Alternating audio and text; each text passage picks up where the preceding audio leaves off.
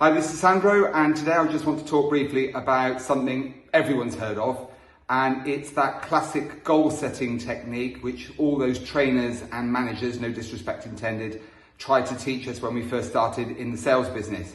And I'm talking specifically about SMART goals. And as we all know, SMART goals is a mnemonic for specific, measurable, achievable, realistic, and timeline. And I think back to when I was about 7-8 years old, and I remember being a young, enthusiastic kid, and every time I spoke to an adult and they asked me what I wanted to do when I grew up, some would argue I've never actually grown up, but when I wanted to grow up, what was it I wanted to do? And I would dream really big, and actually at the time I wanted to be a heart surgeon. And I remember adults, one after the other, just tapping me condescendingly on the head and saying, maybe you want to think about something a little bit more realistic. And that is the problem with SMART goals. SMART goals don't work, for me, for everybody else, is because they are realistic. The trouble is, when we set realistic goals, we tend to conform, we tend to work towards something that meets everyone else's expectations, is the norm. Now, there's nothing wrong with having unrealistic goals. I've got several. The reality is I probably won't ever achieve them, but one thing I know is that people fail in life not because they aim too high and miss, people fail in life because they aim too low and hit. And that is the reality of the situation.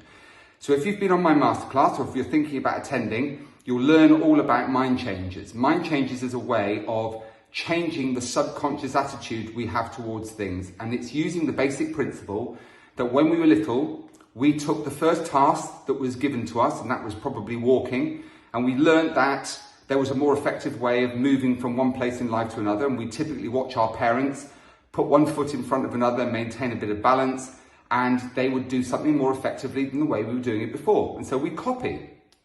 At that particular time, there was no little voice, there was no discouragement club, there was no interference, and so we'd simply pick ourselves up, give this a go, fail miserably lots and lots of times.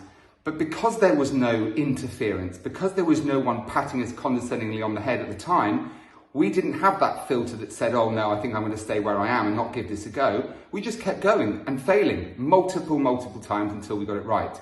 And subsequently it became a subconscious habit. Now at the time, that was a perfectly unrealistic goal.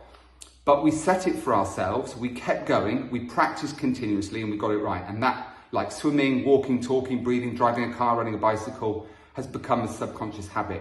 And I'm going to show you how to become successful subconsciously. So you learn greater success than you have at the moment by shifting conscious thought into subconscious thought. So you know what to do. Click on the link, find out a little bit more, or just continue to watch these videos.